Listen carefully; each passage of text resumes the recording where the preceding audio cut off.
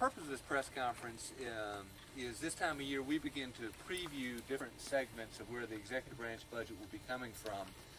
And one of the things that we think is of utmost importance, given where the state is, given the growth along the coast of South Carolina, given the growth along the whole of South Carolina, is to emphasize and to set as an absolute priority this notion of land conservation. And the reason we think that it's so important is that we're literally in a race against time. If you were to go out on Highway 26, come about 4 o'clock this afternoon, or for that matter, if you were to go on I-85 in Greenville, come about 4 o'clock this afternoon, inevitably you'd find congestion.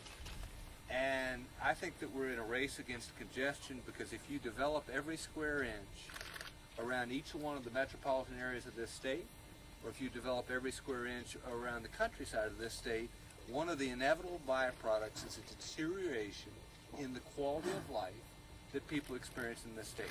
And in fact, one of the great engines of economic development that has brought so many people to our state has in fact been quality of life. One of the tools that has proven to be most effective in leveraging private initiative in a market-based ways has been Chip Campson's bill of the Conservation Bank. And I say Chip Campson in the broadest sense of the word because a lot of folks were involved in this effort. But it has proven to be a remarkable tool. At a remarkably low cost to the taxpayer, you leverage private initiative to open up open space. And so for that reason, despite the fact that it's going to be a very difficult budget year, it's our intention to put $50 million toward the Conservation Bank and conservation efforts in our budget.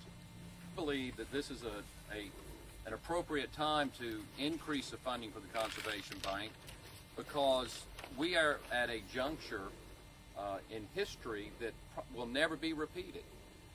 We have, as the governor mentioned, we have the baby boom generation is retiring and 60 million baby boomers are going to be relocating, many of them relocating, and many of them are moving from places where conservation was not a priority while the Industrial Revolution was occurring, and they're moving to places like South Carolina that the Industrial Revolution didn't ravage. They're searching for a quality of life. Quality of life has many components. It's a value system, it's a culture, it's a sense of community, but it's also pristine natural resources like we have right here behind us. It's a top priority for us, and the fact that the governor is proposing an aggressive appropriation this year is significant because, as he said, we don't have the luxury of time on our side. There are some key factors here I want to point out that we don't have the luxury of time. We've got to act now. Land's not getting any cheaper, and we're not going to have a diminished population coming along here. We've got to act now. And we're lucky because the Conservation Bank has proved itself over the last 3 years an excellent track record of leveraging these private resources so that we get a tremendous bang for our buck. 134,000 acres at 70 million plus at about $530 an acre.